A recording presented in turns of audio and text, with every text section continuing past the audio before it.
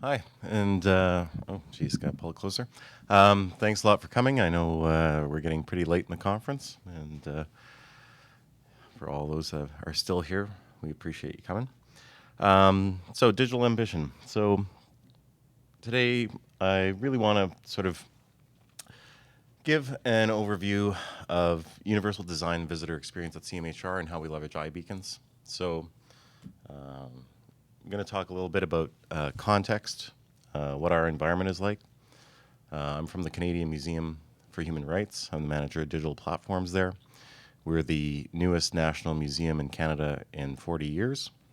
We just opened up in September of 2014. And I've been on the project for about 4.5 years. I'm responsible for everything from digital content management to publishing to the development of our mobile app and exhibit program.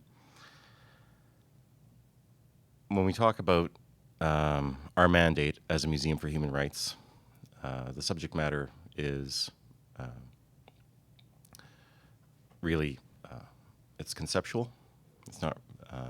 It's really an exhibit program based on storytelling. The mandate of the museum is to encourage reflection and dialogue on the subject of human rights, where programming and services will facilitate dialogue and discussion. Technology has a role, an essential role for our institution. It really embraces storytelling to enhance interactive experience. And when we say interactive experience, I don't mean purely digital. Really, I mean one of the most interactive things you can have is a good conversation, an exchange. So whether that is digital or whether that's in gallery, when we speak to interaction, that's really what we're focusing on. Technology really needs to be seamless experience across in-gallery devices and remote audiences. And from a universal design standpoint, it really has to allow for a constant growth of the gallery exhibits, the online content, the reference center, and all museum programs. And it also means that our infrastructure has to permit efficient adaptation of new technologies in a cost-effective manner. So whether that's human resources, whether it's technical resources or financial, it really is about sustainability. What we're looking at here is one of our largest galleries. It's about 10,000 square feet. That's the Canadian Journeys Gallery, which features everything from immersive multimedia experience. The one side is a digital canvas, and of course, several story niches, which have everything from tactile digital environments as well as audio and video components. The fabric of our exhibits encompasses over 100 hours of HD video, 4 feature films, 1 immersive multimedia experience, a 360-degree film, 26 small format films, 37 large-scale linear media projections, 512 video clips, 2,500 images, 19 digital interactives, and was created with an internal team as well as 9 media producers from around the world. And really what that meant in terms of the universal design approach was, rather than developing something and then trying to figure out how to make it accessible, it was really essential for us to design with all audiences and all abilities in mind from the outset. So, of course, following the tenets of universal design, it needed to be functional, usable, desirable for people to interact with, and, of course, sustainable. What that meant in terms of its impact for our exhibit design was everything from fabrication, the way we approach digital software and development, media design and production, also ended up impacting product invention, and of course the partnerships that we had with both media producers and consultants. So whether it was sizing type for those that have mobility issues, legibility of type and distances, the type of typography we would use, color contrast for both the visually for low vision and for blindness, as well as colorblind. In terms of software design and development, it meant what's in the reachable area. If you have a 40-inch touchscreen, if it's positioned on a wall, using the bottom 30% to ensure that somebody that's in a wheelchair can actually reach the touchable interface. Also means a consistency in interaction design. So working with 9 media producers meant coming up with a visual language using a universal design methodology that we could share amongst all media productions so that when a visitor learns how to use an interface, they can use it effectively throughout the institution. And of course, that also meant that in terms of coding, we had to make sure that our semantic structures, our markup, our APIs that we developed also allowed for the maximum effectiveness in terms of sustainability. So that meant if a media producer is leveraging our API, they can develop on whatever platform they want, as long as they're following the strict semantic structure. So for example, we had media producers working in Objective-C, of course the mobile app, both in iOS and Android. Java applications, Air applications are all supported by the same content structures. In terms of media production, it had a tremendous impact. Pictured here is our 360-degree theater in the Indigenous Perspectives Gallery. And you'll see in the center of the screen, there's closed captioning and American Sign Language being performed for this installation. Of course, we're a Canadian national institution, so that means that everything is bilingual, both in French and English. So that means for any given media piece, there would be English and French versions of the film, English and French captions, English and French descriptive audio. So really having to keep that in mind from the outset was critical to the success of the project. Where that also impacted us was in product invention. So also within the galleries, we have a lot of insight stations, which allow visitors to deep dive into specific content stories or thematics based on where they are in the museum.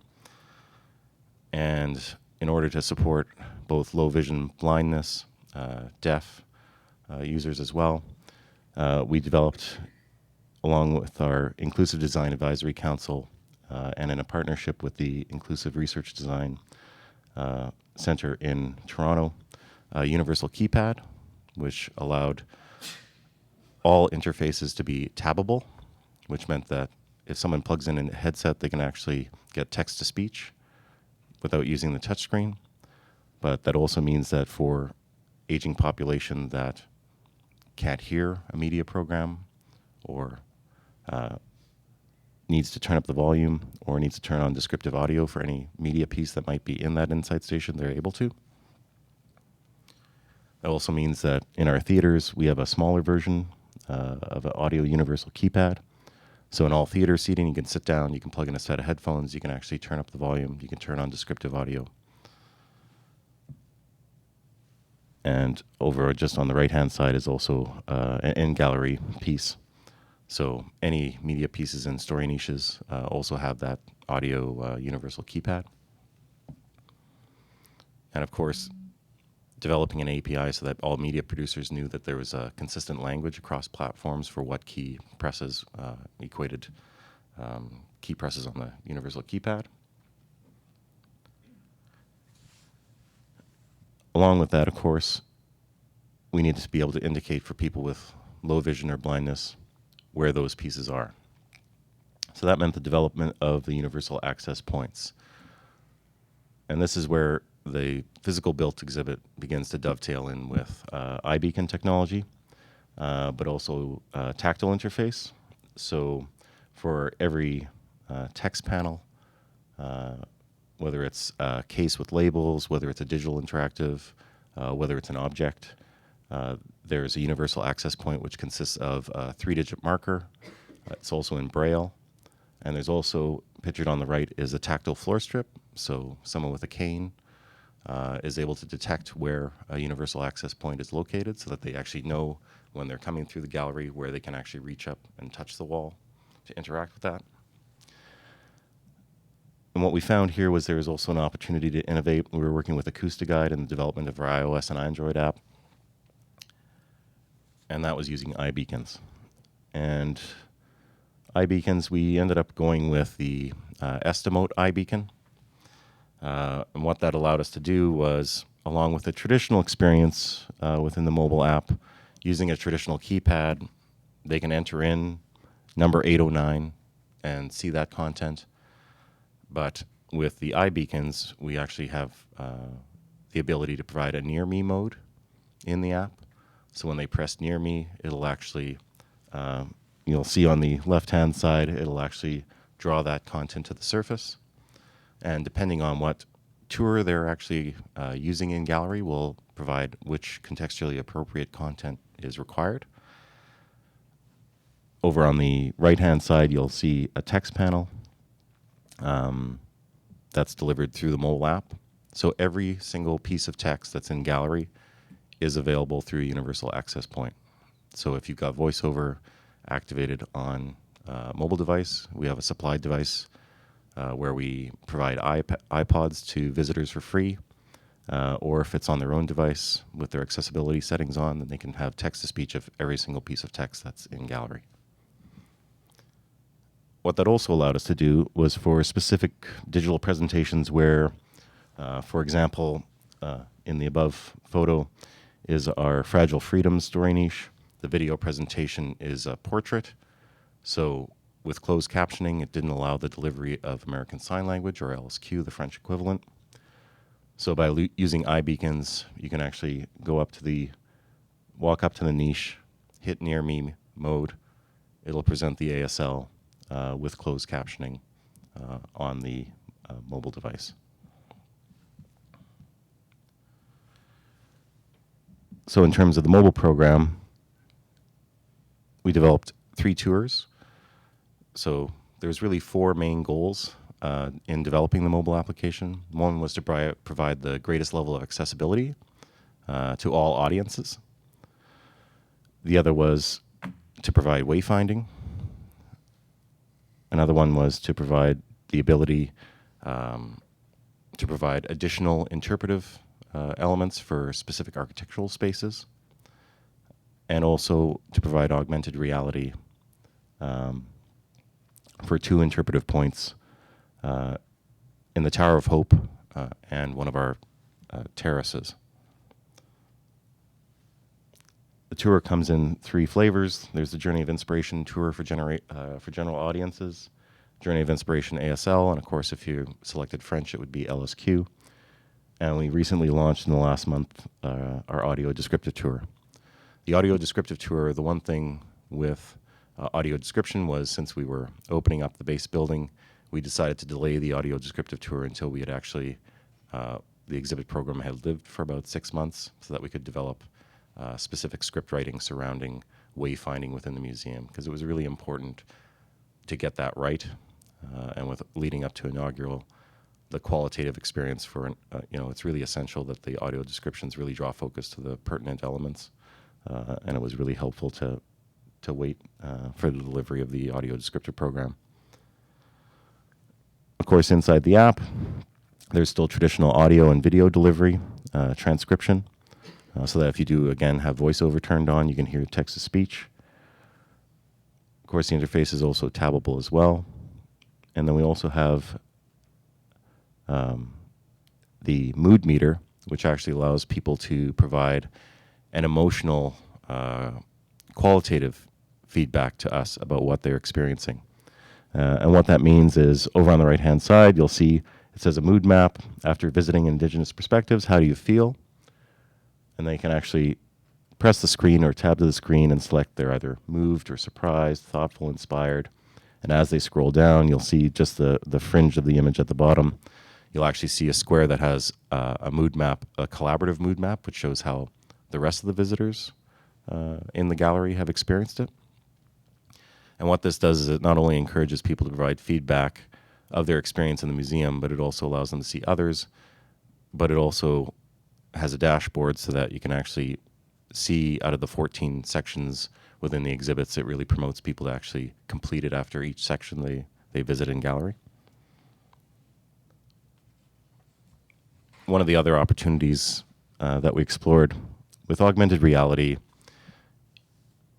it's very difficult to provide a really good qualitative augmented reality experience within our museum. basically, we found that between Android and iOS devices, between compass calibration, augmented reality is a very imperfect way to deliver or overlay information. The other thing is it's not very accessible.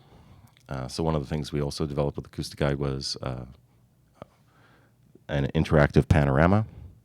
So similar to something you'd see in Google Cardboard. It's actually a static 360-degree image.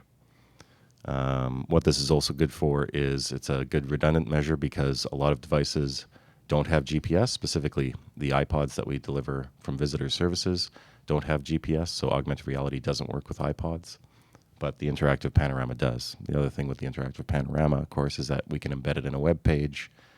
It works with the gyroscope within a device, so it works whether it's on an iPad or on an iPhone. And it's always summer in Winnipeg, which is also a plus. And we found that it was really a great success to actually do something a little bit more old school, a simpler actually solution than augmented reality. And we're happy to have the augmented reality, but we certainly find that most visitors enjoy the panorama a lot more.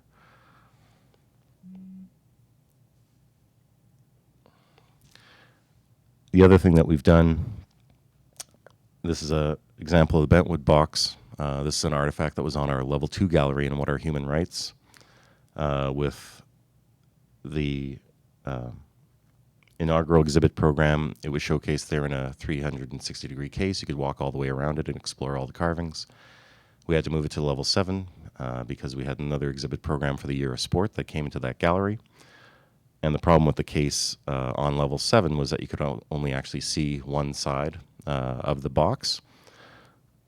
So leveraging the mobile program, we digitized the object, and it's now there is now a universal access point with an iBeacon at the case. So if somebody walks up, they can simply press the Near Me mode, and the Bentwood box will come up. It allows them to actually explore the carvings, and again, using an iPod with accessibility mode, they can actually hear text-to-speech of all the descriptions of all the carvings.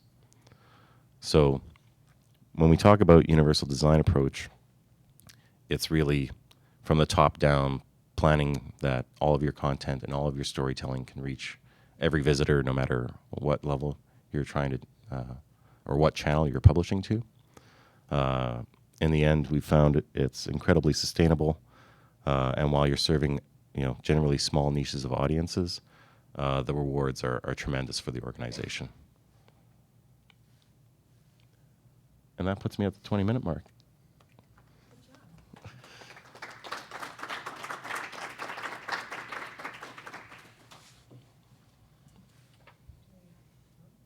Do we have any questions from the audience? Okay. Someone over here. Start with you. Just a quick question about dual languages. With the universal access points, how do people switch between what languages they're hearing? Yeah. That's a really good question. And one thing is that if you've selected English or French within the mobile app, or if your device is set to a specific language, it'll automatically deliver that content. The other thing that we found once we had the iPods in production was that the iBeacons we could also apply logic within the CMS, so that if you're within the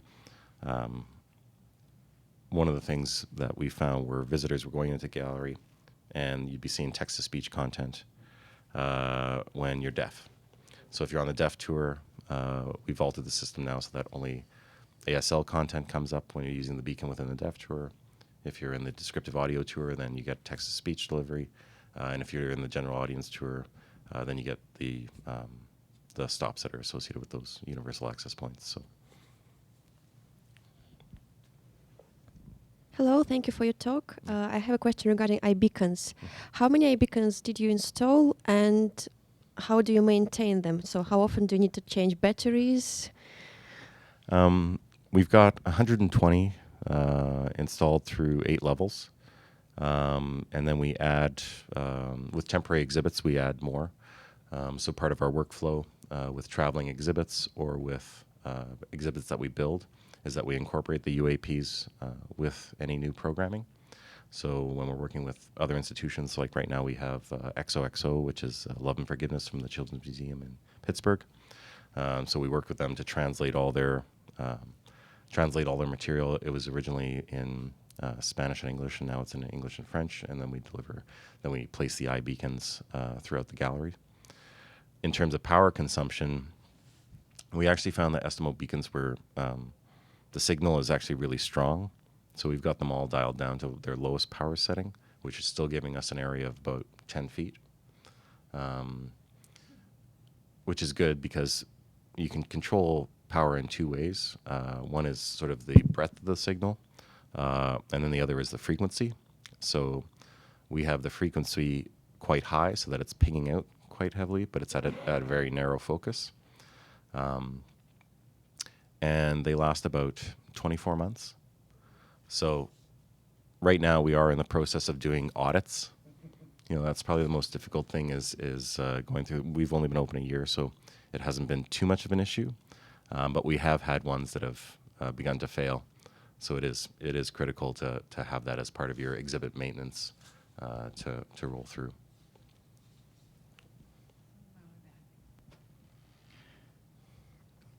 Could you talk a little bit more about the mood maps and how often visitors would do that without any prompting, and when you've found they needed a little extra encouragement to have that feedback?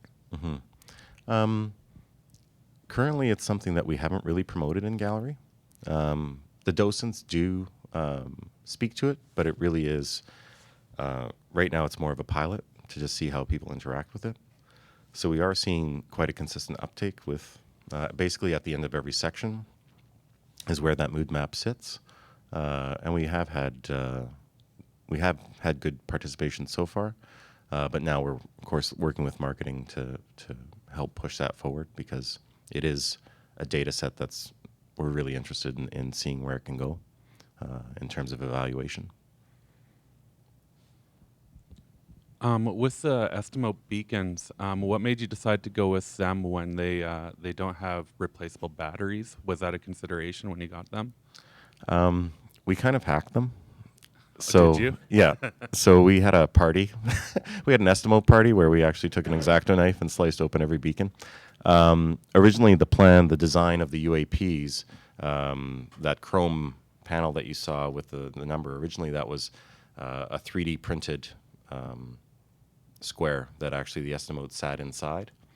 But then once we started to install them, we realized that the beacon really didn't need to be inside the numbered panel, especially for glass cases. It was really problematic to stick them on because they'd be quite easy to actually rip off.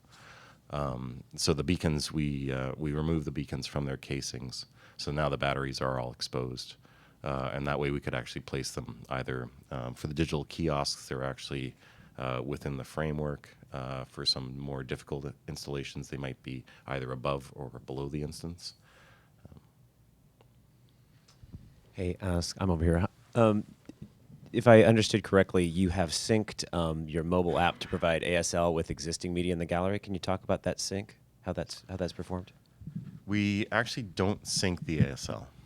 So if you saw the slide, the ASL is actually delivered with a small thumbnail of the video as its playback. Originally the design intent was to sync the ASL. But there was two things. One was that it was actually incredibly difficult to have a network signal traveling back and forth saying where the video is playing and where it's playing on the device. The other thing was that it also became, in testing, people were focused on the mobile device to understand the ASL. So there really wasn't a benefit to syncing it to the video that was on screen because they were actually focused on the interpretation. And having a news organization style thumbnail over the shoulder of the ASL person with the video playback, they found to be far more effective and far more useful. And that's where, we have a inclusive design advisory council with members of disability organizations from national organizations from across the country, and that really helps us do, along with a national testing group, which really helps us sort of evaluate the solutions. Because one of the things with universal design is a lot of times we make assumptions about the audience, and it really is about testing and getting that qualitative feedback for what's actually appropriate. Hey, firstly, it sounds amazing what you've done. So congratulations, and I really want to come and visit. Please do. What is the uptake of the mobile experience generally? So among both, visitors who are blind or hearing impaired and others. Presumably, you can experience the museum without using. Yeah, and their feedback generally on how that experience is in relation to the rest. Yeah. Currently, we would consider this still a soft launch. We have been promoting it, but it hasn't been an active promotion. So right now we see about 5%, 4 to 5% of visitor uptake on the iPods, which is somewhat similar to most traditional models in sort of a passive approach to delivering it. But in terms of serving the accessibility audience, we see a much greater uptake, and they really find that it's quite helpful. The other thing is that we do have interpreters in gallery. So while this does provide a self-guided tour, there's still ASL delivery in gallery, and there's also descriptive tours for those with low vision or blindness. But that's sort of the current state of the project. Probably have time for one more question if there is one out there. Oh, Matt. Matt has a question. Two tiny questions. One is the universal keypad. Seems pretty awesome. You guys made that up, and is it getting uptake out in the world, or is it just serving your purposes? Originally, we had built it and designed it for our space, but we've actually been approached by a lot of institutions to start. We're sharing that technology. We're actually working on a document, on a full documentation of all the universal design principles that we used in creation of the museum from an accessibility standpoint. So we will be publishing that open source so that the community can benefit from it. And we are working with some other member institutions in Canada and currently sort of a second round iteration. The universal keypad it does work, but it also has its limitations as well.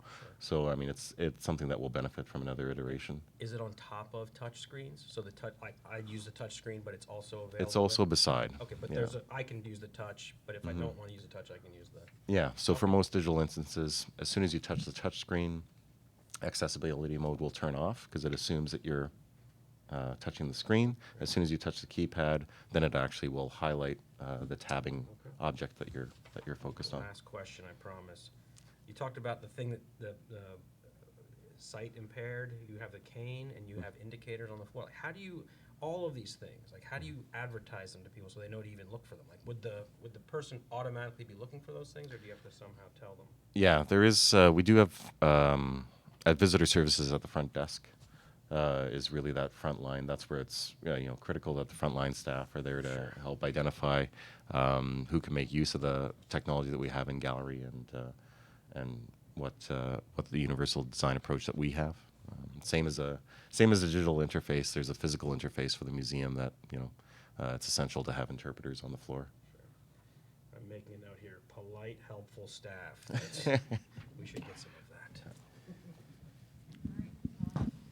Thank you, Scott. And so now we're moving on to Matt. Hopefully that will connect. Yes, does it reach?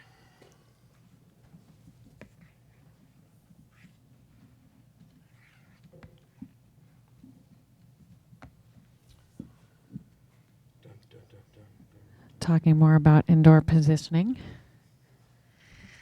Seems to be what I talk about the most these days. And again, if you have questions, feel free to tweet them. I am keeping an eye, but hopefully we'll have more time at the end.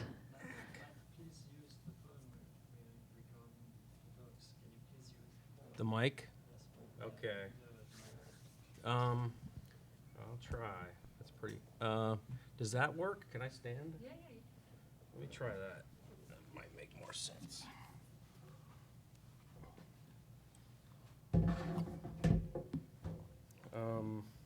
How about that? Can you hear me? There? All right. Let me adjust this so that I'm actually looking at the right thing.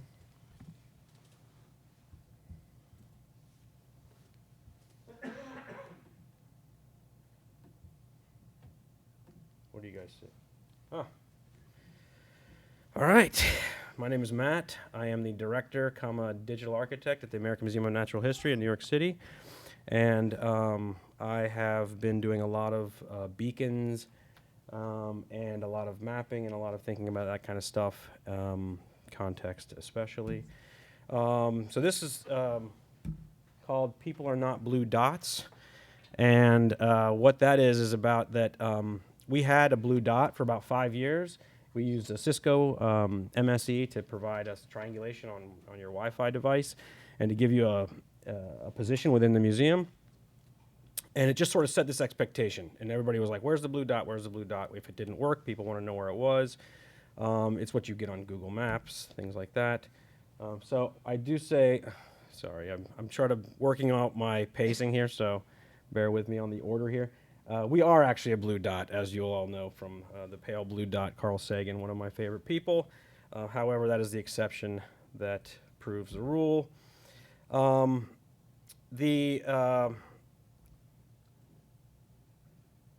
This is where I wrote this presentation. Underneath that blue dot, this is the expectations that I was referring to. It's sort of getting refined. This is the conference room where I probably first talked about this presentation. The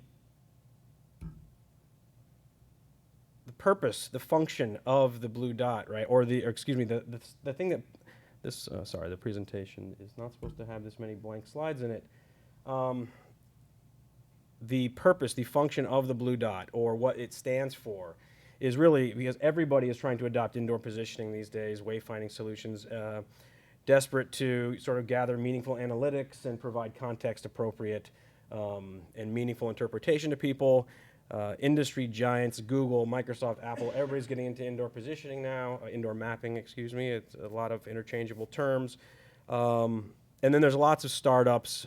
We talked about Estimable already. Lots of small companies that are coming out with products and now platforms that support this in sometimes limited to verticals like civic centers or hospitals or airports or stadiums or museums. So why do we need one? 146 years of construction, that's 25 buildings, 5 million visitors a year. Not all who wander are lost, but there's a whole lot of people who get lost in there. And so initially, 5 years ago when we launched the first Explorer project, it really was just wayfinding, just plain and simple wayfinding, which is relatively, hopefully, solvable problem, even with 25 buildings, 45 permanent halls. So as I said, there's a lot of interchangeable terminology or a lot of confusion. What is location? I try to cover a little bit of that quickly. Hopefully this is quick. I think of it sort of location in the classical terms of like coordinates, maps, and routes. Now, back in the day when I was sort of working on an archaeological project and using GIS software from ESRI, these might have been 3 separate providers. I might use a GPS system to get a point in space. I might get some maps from the federal government, and then I would use ESR software to draw maps and routes on top of that. Nowadays, it's like all these sort of, hey, come to our product and we'll give you everything, and it's it's like all-in-one shopping for these mapping systems. And then of course, like, I probably should just define all these terms. Like, that's wayfinding, right? That's really what the routing and the where you are and where you're going. Another big piece of this is these iBeacons, which only do proximity, right? So proximity is super useful. And so I have an example here of proximity. Proximity is the distance between you and some object that you're going towards, which is great for delivering content, great for, I guess, sailboats. Not so great if all you know is distance. These 2 paths are not equal, so distance is not always enough. There you go. Not always enough. Some of these are being solved, right? Google and Microsoft are working very hard to sort of solve both of the problems of where you are in space compared to what it is you're looking at. and they're neat. Project Tango is a very cool thing. Basically, it's a Microsoft Connect on the back of a tablet. The device knows where it is within a few inches.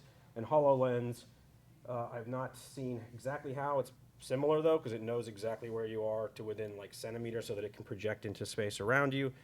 That's really great, and if and when they ever solve this, we won't have to worry about beacons well, I mean, they might leverage beacons at some point, but we can now get on to the real business, which is to build meaning around that information, where you are. So let's suppose you did have that kind of sub-meter, sub-foot resolution. Well, this is really a way that I break it down, right? Presence, you could use GPS. It's, are you there? Are you at the space? Place is like, where are you within the space? In our case, we have 45 permanent halls. I sort of equate that to sort of room level. What room are you in? And then position is this idea of where are you standing? What I want to say about this is that those are potentially three separate problems, right? Like one is GPS, one is indoor positioning, however you've done it through a survey by Microsoft or Apple or Google. But position might actually come down to AR targeting or image acquisition targeting, things like that. Like it's really about knowing exactly where you are specifically. My experience is Bluetooth beacons will not solve that last one, not at all, not even close. And you can go broke trying. And pull your hair out and make your boss mad because you promised you could do it and you can't. So all that speaks to location as user experience, right? It really is. It's like one piece of the puzzle of what it is that you're doing when you're somewhere. Am I talking to the mic well enough? So here's some examples. This is now, you saw where I was working. This is what I was thinking about while I was working. My wife was telling me about a free baby seat on Craigslist. Got to get the recycling to the curb tonight. Is there a burrito, on my way home, that kind of stuff. So what I want to do here is to highlight the pieces that are location, although there's much more contrast on my screen. You'll have to take my word for it. How far is the drive, right? That's location. 18th Street, bless you, is the distance, location, location, location, location.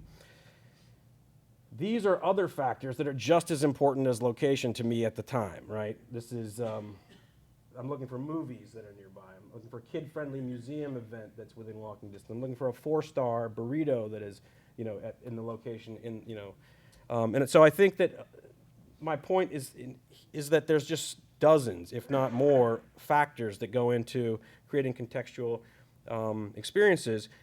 And why did I just say contextual? And the whole point is because on top of location, you have time of day, personal preferences, user history, social, connections, things like that. It's the point being that it is actually about context. When we talk about location, there are very few situations where that's really what you're talking about. You're almost always talking about context. Unless it's like, I need to find the restroom and it's a wayfinding application and that's it, then that's pure location, right? That's where am I and what is the route between me and the bathroom.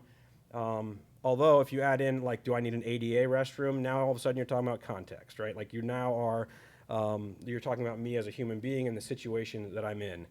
One of the slides I took out to try to make this thing short was a definition of context, but you guys all have the internet, so you can look it up. It's basically this idea of all those characteristics, which we'll get back to. So a brief story here.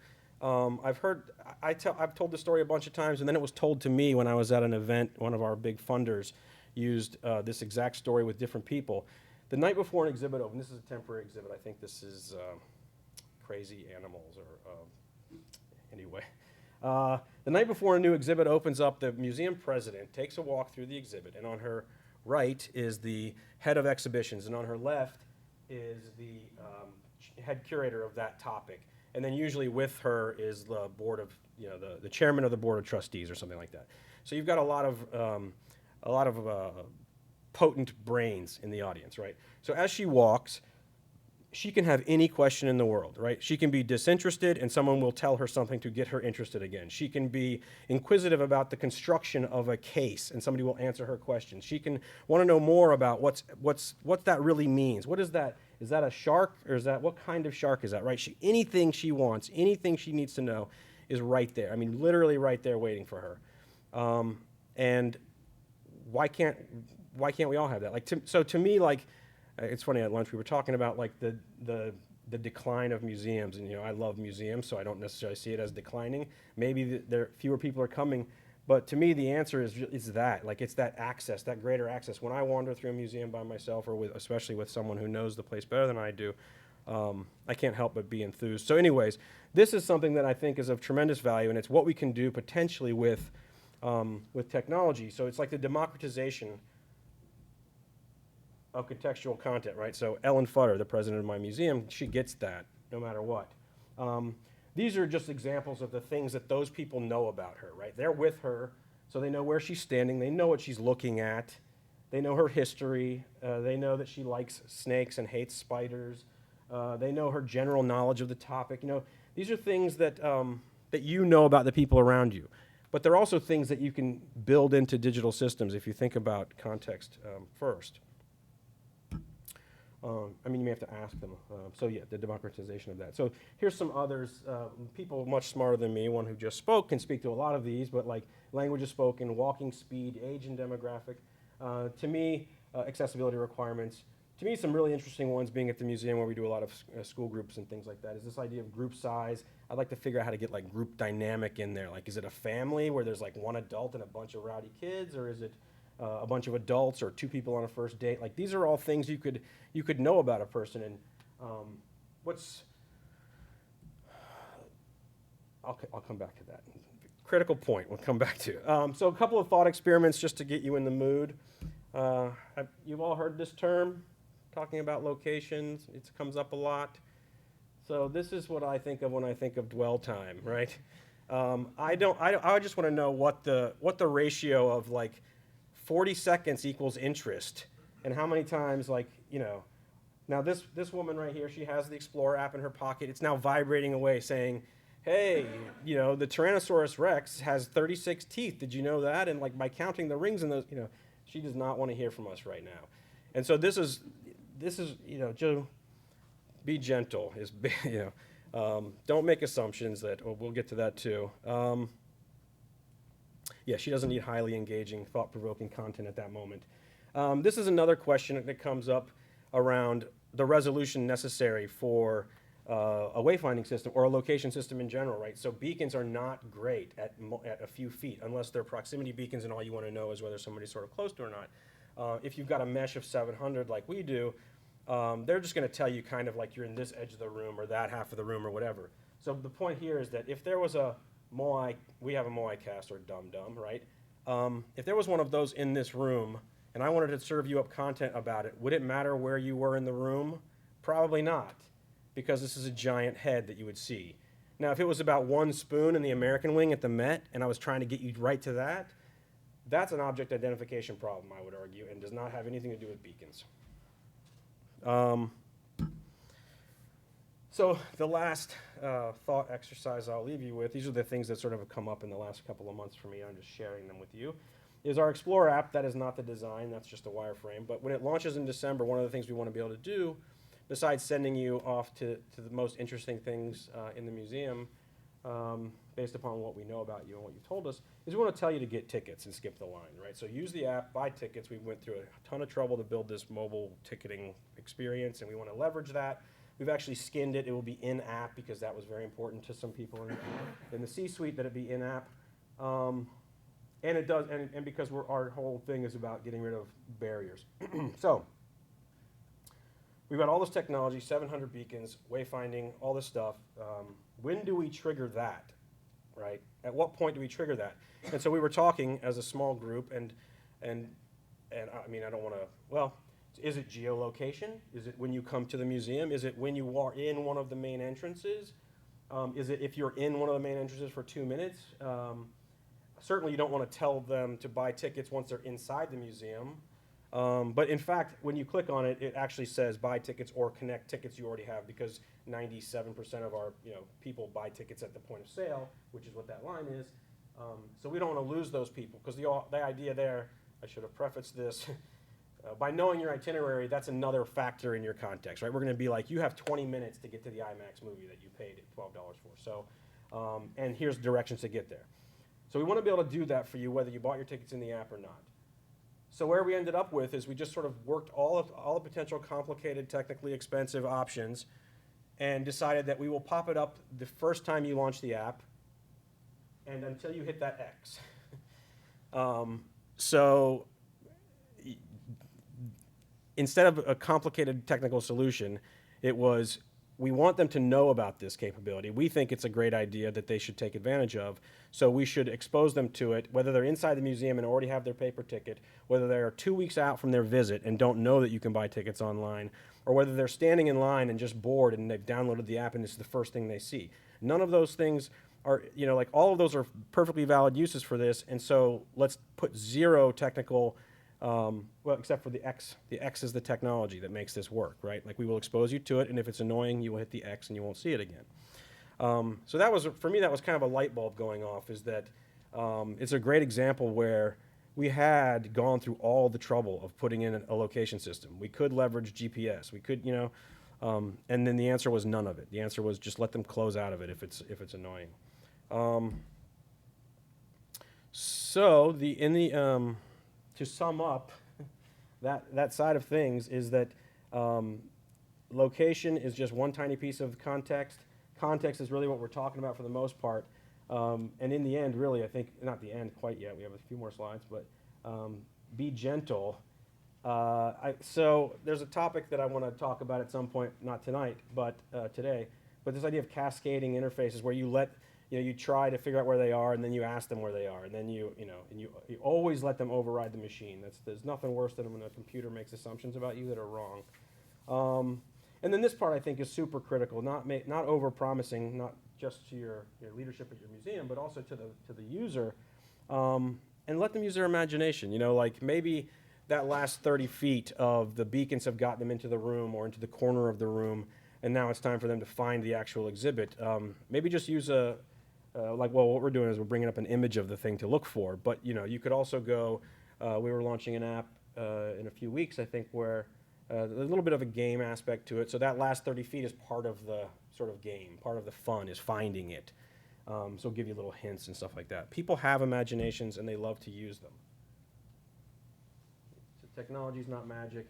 The last couple pieces I'll say about this is that privacy is a personal matter, and while there's tremendous value to be gained by this, and I think as cultural institutions we are trusted, I also think we, if you're using my personal data to surface amazing content that I really want to see, that's why I'm here, then I'm totally cool with that. We got to be careful with you got to be careful with how you handle personally identifiable information.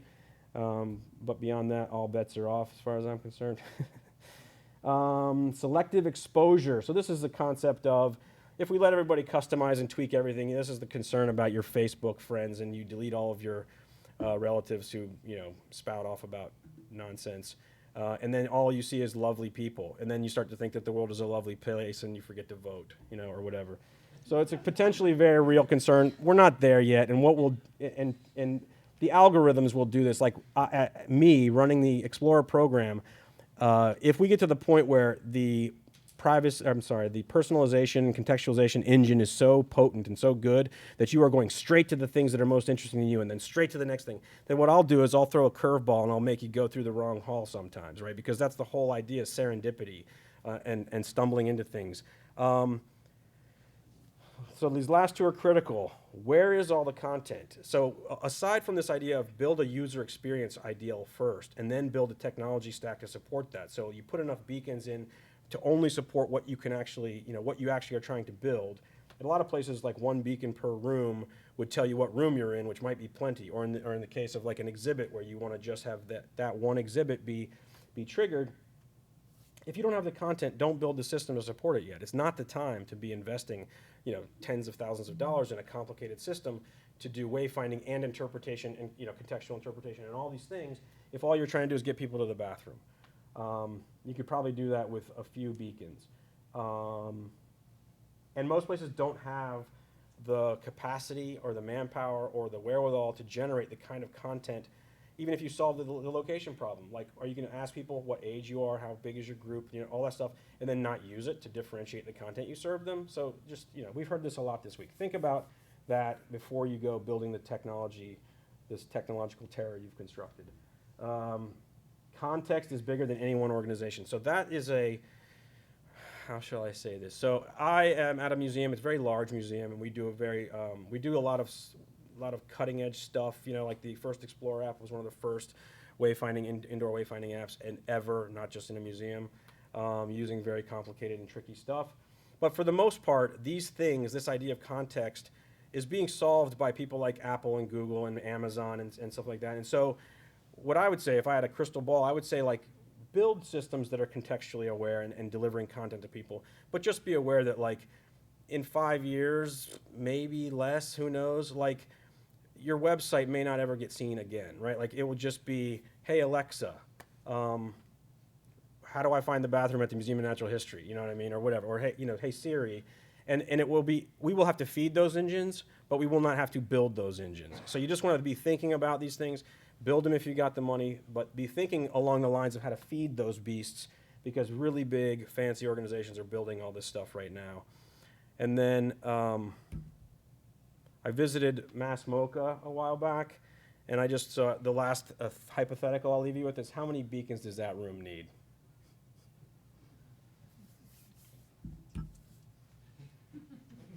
A lot. Thanks, Matt. We have some time for questions, if there are any. I see one off the bat.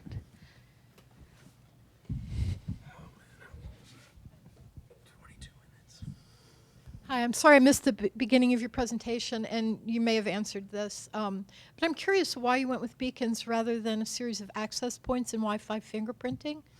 Okay. We have, if you come to the museum sometime, if you come to the museum sometime, I'll take you to the 4th floor and show you some of the detritus of the various things that we've tried over the years. The number one reason I think that I would say is we had an existing infrastructure that was 300 access points, and we were using Cisco's MSE to triangulate. And our partner, our long-term partner, had been suffering under the changes that iOS was making to the Bluetooth or to the Wi-Fi stack, and so they were switching over to Bluetooth, and so we had an opportunity to get on sort of a pilot with them, and really work this out. And like I said, although we sometimes have to be on the bleeding edge because we had this long-term expectation that we would do this. I think that the Wi-Fi fingerprinting is really promising. We've been surveyed by both Apple and Google. I think I can say that. And I've talked to this guy's Story with a Q, Chris. Amazing what they're doing. Absolutely amazing. So I think that the Wi-Fi fingerprinting is super promising. And but there's just no. The answer is honestly. Back off your precision and focus your location on what you're really doing with it, because like room level or quadrant of a room level is plenty, and any of these will do that if you're careful. So I think that answers it mostly. But I mean, like I said, I could show you like the weird RF like magnifiers that they tried to use for a while and stuff like this. Bluetooth is becoming very okay for now. Hello, thank you for your presentation. I'd like to know more about your Explorer app. So if a visitor comes to a museum, how he or she can get information that the museum actually has an app? Yeah. So we've had an app for about 5 years, like I said, and we're updating it. It's a big new update. There's been part of the, it's funded from an outside funder, and part of that funding goes towards marketing. And so we've done a lot of experimentation this last year with marketing and how to do that. Obviously, or maybe not obviously, but it turns out that on-site marketing has a lot to do with it. There's actually a couple of things. Some of the incentivized marketing, which is like totally throwaway, useless, cheap stuff, like you play a video game and after 2 levels it makes you download an app to keep going. That serves to... you're recording this? That serves to potentially like keep you up in the rankings, although those people don't use the app and don't matter, but they keep you high enough up in Apple's rankings that when people go and search for Explorer, they don't find 200 other Explorers, they find ours. So it's a challenge that we're constantly working on. we've heard people say 1 to 3% uptake of apps, and we get a little better than that. We would love to have more like 5 or 6%, or maybe 20%.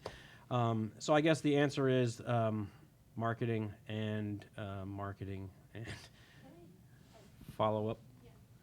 Follow with a comment. If there is Wi-Fi in the museum, right? If I turn Wi-Fi and open browser, what will I get? I will advertise to you to get Explorer. Ah, Yeah. okay. When you say yes to the Wi-Fi terms of service, you will hit a page that says download Explorer. Thank you. And that's a really effective way too, because it's free Wi-Fi and we get a lot of international travelers. When you were figuring out those design decisions you were talking about when to, have that close button and where exactly you'd let them know about different things, did you do that through like user testing of visitors in the space through different iterations of the app, or how much of it was also just you figuring it out? Well, we philosophically have try to stop doing the thing where we know what's obvious. Like that's sort of our year this year has really been about convincing ourselves and the institution that it's about testing, and until a visitor says it's true, it's not true. So there's a lot of testing, low fidelity testing, and we're working with local projects, which did the Cleveland Museum of Art, and they're big in the museum space. And they're really into like very small scale user testing, and just like getting like we literally did user testing sometimes for 45 minutes and talked to 7 people and just got like, okay, that's obvious, let's move back. You know what I mean? So it's just like right now it's a lot of that. Like we don't do a lot of qualitative assessment. When we launch the app, we will be watching and changing. That's the other half of that. So lots and lots and lots of little user testing sessions all along the path, and then launch and iterate. Those are the 2 things we're really pushing for. Follow up. Sorry. Is that user testing done with actual visitors who are walking in there, like grabbing, like, hey, mind using this for a second? Yes. Or is it structured? No, right now it's mostly, hey, what are you doing? You want to answer some questions? Or if we're testing something that's pre-ticketing, then we give them free tickets because and then we want more from them. We want to hang out a little while. I think what we want to do after it launches is start talking to people who are not coming to the museum and saying like, an app's not going to make you come to the museum, but like we want to understand where to market, because when I say on-site marketing, that's because it's the only place we know you are. Like we can hit you on Facebook, but it's literally like $8 a download on Facebook to find someone who's in New York who might be, who might fit the demographic of downloading apps. So what we really need to do is figure out like what people are doing when they get to the city from wherever they're coming from, and like where do they bubble around on the network, and then find them and advertise to them there.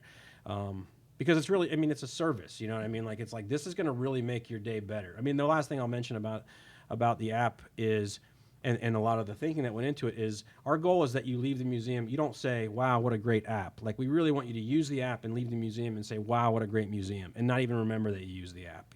Like that's the goal. That's sort of the design goals for the app. And so it's all about, like I said, sort of gentle, just nudging people to the next place. There's no tours in the app. I'll present on that next year. We're out of time. I'm sure if there are other questions, you're welcome to come up to the table. But right now in the Great Lakes Ballroom is the closing plenary. So I welcome you to ask your questions along the way to that, because it's going to be really fun looking at the future of museums based on a lot of the themes that have come out of this conference. Thanks.